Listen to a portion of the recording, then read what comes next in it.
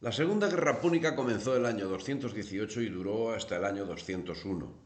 La presencia romana en Hispania había empezado antes, en los principios de la década del 230, y tras la Primera Guerra Púnica, que no afectó a la península ibérica. La Segunda Guerra Púnica sí afectaría al territorio hispano. Pero ese es un aspecto más en la integración de Hispania como provincia del imperio. Otros aspectos también influirían de manera directa. La ruina del campesinado, la concentración del latifundio en pocas manos, la agudización de las diferencias sociales y la puesta en marcha de los procesos de colonización son solo algunas de las consecuencias, tal vez las más anónimas y a la vez las más sociales, del desarrollo y maduración del imperio romano durante los siglos III y II a.C. La romanización de Hispania no fue un camino de rosas. Fue tal vez la campaña más costosa en tiempo y en batallas. Los indígenas de Hispania no se avenían a las invasiones y lo mismo plantaban cara al invasor cartaginés que provocaba un asunto tan sucio como el acaecido en Sagunto, como al conquistador romano que provocaba un desastre como el acaecido en Numancia. Uno y otro hechos serían utilizados respectivamente por romanos y cartagineses como arma política contra quienes lo habían posibilitado.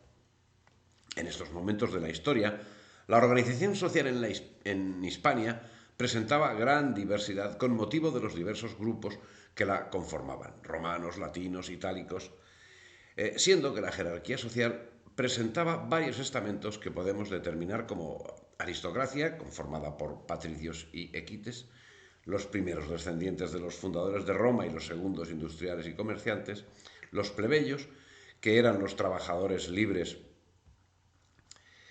dedicados especialmente al servicio público, los libertos, que habían sido esclavos, que habían dejado de serlo por diversos motivos, bien por compra o por concesión del dueño, y los esclavos, que eran dedicados a todo tipo de oficios, desde mineros hasta maestros.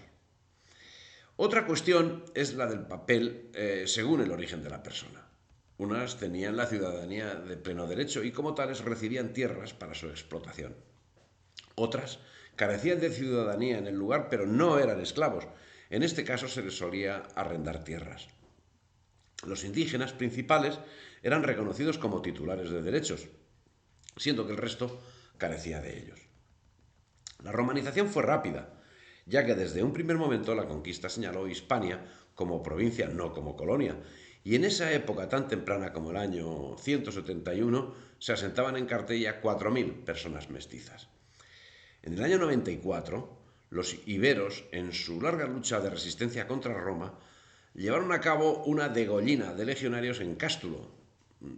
Cástulo era una ciudad ibera cercana a Linares, de donde milagrosamente salió vivo Quinto Sertorio, quien fue capaz de reorganizar el ejército que estaba arrasando Cástulo.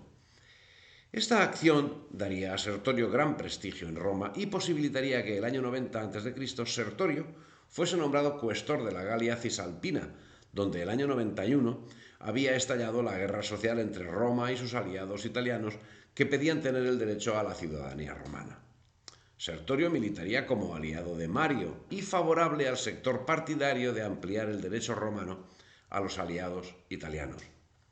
El año 88 daba fin la guerra social y Sila fue elegido cónsul encargado de dirigir la guerra contra el rey Mitrídates del Ponto, que, aprovechando las circunstancias de la guerra social, ordenó el asesinato de todos los romanos que habitaban Asia Menor, provocando un genocidio que afectó a cerca de 80.000 personas. Pero el asunto, lejos de apaciguar la situación social en Roma, la enervó, avivando las ansias de poder de Mario, quien exigió para sí el mando del ejército que había sido asignado a Sila, quien usó sus legiones contra Mario, dando comienzo la guerra civil. Por su parte, el sector de Mario estaba conformado por una serie de personajes que acaparaban un fuerte sector de poder. Entre ellos se encontraba Sertorio, que estaba enfrentado a Sila porque, habiendo pedido a aquel ser nombrado tribuno de la plebe, fue impedida su demanda por la oposición de la facción de Sila. Los unos, los populares, acusaban a los otros de acumular todos los privilegios en detrimento de los primeros, y tenían razón. Y los otros, los optimates, se agarraban a esos mismos privilegios, llegando a formar una férrea oligarquía. pero ni unos ni otros actuaban en beneficio del interés público, sino en exclusiva de su casta, de su clase. Mientras fue a reducir a Mitrídates del Ponto, Sila dejó el cargo de Roma a los cónsules Lucio Cornelio Cinna y Egneo Octavio, pero el año siguiente Egneo Octavio destituyó a Lucio Cornelio Cinna al querer extender el derecho de voto a los italianos. Se sucedieron los destierros y los asesinatos de los partidarios de Cinna, que acabó formando un ejército con la ayuda de Mario, Carbón y Sertorio, con el que se puso cerco a Roma, que se entregó, tras lo cual Octavio fue ejecutado. Por su parte, Sertorio destacó en la vanguardia del ejército de Cinna, ganando gran prestigio. Las repercusiones del enfrentamiento no se limitaron a la ejecución de Octavio. Cinna dio comienzo en Roma a una gran degollina. Señala Apiano de Alejandría que se entregaron a actos salvajes y tras de ellos a espectáculos impíos, matando cruelmente, cercenando los cuellos de hombres ya muertos y ofreciendo estos horrores a la vista de todos, ya sea para causarles miedo o consternación o como un espectáculo aborrecible a los dioses. A persona alguna le estaba permitido celebrar exequias a ninguno de los muertos, sino que las aves y los perros despedazaron los cuerpos de tales hombres. De estos hechos libera Plutarco a Sertorio, cuando señala que terminóse la guerra y entregados Cinna y Mario a toda crueldad e injusticia, tanto que a los romanos les parecía ya oro los males de la guerra, se dice que sólo Sertorio no quitó a nadie la vida, por aversión, ni se ensoberbeció con la victoria, sino que antes se mostró irritado de la conducta de Mario. Y hablando a solas a Cinna, intercediendo con él, logró ablandarlo. Finalmente, como a los esclavos que tuvo Mario por camaradas en la guerra y de quienes se valió después como ministros de tiranía, les hubiese dado más soltura y poder de lo que convenía, concediéndoles o mandándoles unas cosas y propasándose ellos a otras con la mayor injusticia, dando muerte a sus amos, solicitando a sus amas y usando de toda violencia con los hijos, no pudo Sertorio llevarlo en paciencia y hallándose reunidos en un mismo campamento los hizo asaetear a todos, que no bajaban de 4000. En cualquier caso, bárbaras actuaciones. Es de señalar también que Plutarco salva a Sertorio, no sólo de esa actuación, sino en las relaciones de alta traición que mantuvo con Mitrídates. El caso es que Sertorio representó el sector de Mario, quien unos meses después de su vuelta en el 86 a.C. y justo cuando tenía el triunfo al alcance de la mano, Mario murió sorpresivamente, dejando a su hijo Mario el joven como sucedor en el consulado. Tras su muerte, Cinna obtuvo el otro consulado y consolidó su poder, pero cuando dirigía sus tropas hacia Grecia, fue asesinado en un motín. El liderazgo del bando de los populares pasó entonces a los hijos de Mario y la familia de los Escipiones. En el 83 a.C., Sertorio, que no aguantaba al hijo de Mario, y viendo próxima la vuelta de Asia del victorioso Sila, decidió marchar a Hispania como pretor. Pero la decisión de marchar como pretor no dependía de él, naturalmente. Con su marcha, lo que sucedía es que el sector opositor a Sila resguardaba el control de una importante parte del imperio. Qué acciones se llevarían desde esa posición es lo que determinaría si se trataba de una voluntad de regenerar el imperio o de una voluntad de medro personal. Lo que sí parece cierto es que en la historia de las luchas políticas romanas durante los años 82 a 72 a.C., Hispania ocupaba un lugar destacado por la aventura de Sertorio, gozando ya de fama como hábil guerrero desde la represión de Cástulo con Didio 10 años antes. Por otra parte, la degollina, llevada a cabo por Mario y sus parciales, acarrearía muy graves consecuencias, pues la represión iniciada por los vencedores en el enfrentamiento conllevaría la represalia de Sila, que acabaría instaurando una dictadura y no parece que hiciese distingos entre Mario y Sertorio. Corría el año 83 a.C. y Roma llevaba un siglo afianzada como potencia civilizadora del mundo.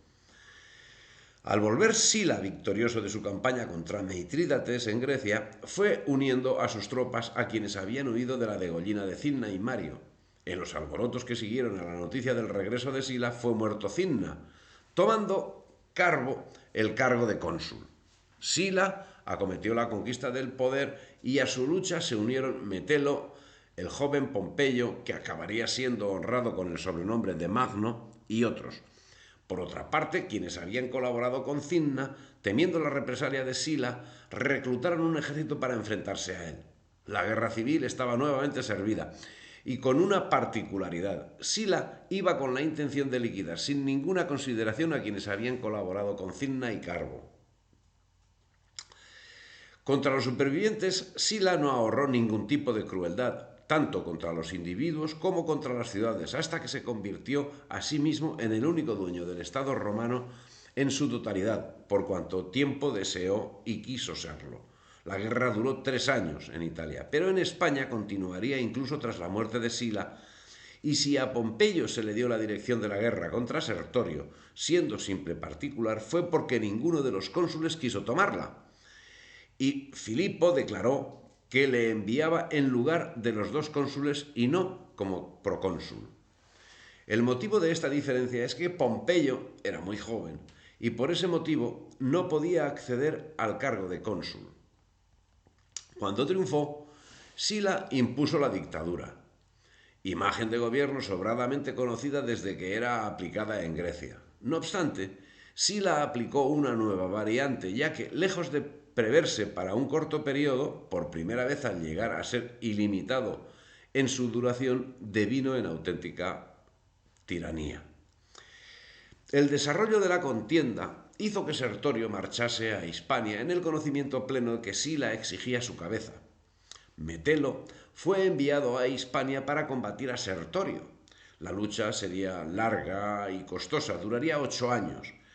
Antes de partir hacia España, Sertorio permaneció en Italia el tiempo suficiente para contemplar los inicios del desmoronamiento de la resistencia de los partidarios de Mario ante Sila. Cinna, que había confiado en su triunfo envalentonado por el número de nuevos ciudadanos, al ver que contra lo que esperaba había prevalecido el arrojo de la minoría, se lanzó por la ciudad concitando a los esclavos en su ayuda bajo la promesa de libertad. Sin embargo, como no acudió ninguno, se apresuró hacia las ciudades cercanas, que no hacía mucho tiempo que habían obtenido la ciudadanía romana: Tibur, Preneste y cuantas se extendían hasta Nola, incitándolas a todas a sublevarse y haciendo acopio de dinero para la guerra. Mientras llevaba a cabo estos preparativos y planes, huyeron a su lado aquellos senadores de su partido, Gayo Milonio, Quinto Sertorio y otro Gayo Mario. ¿Qué eran los enfrentamientos entre estas dos banderías? Sila no creía en nada y mucho menos en la posibilidad de mejorar a sus semejantes. El amor que tenía por sí mismo era tan grande que no le quedaba para ellos. Les despreciaba y estaba convencido de que la única cosa a hacer era mantenerles en orden. Por esto creó un formidable aparato policíaco y lo dejó en arriendo a la aristocracia, no porque la estimase, sino porque estaba convencido de que los otros, los populares, eran aún más despreciables y de que cada reforma suya habría empeorado las cosas. Eso lo dice Indro Montanelli en su Historia de Roma.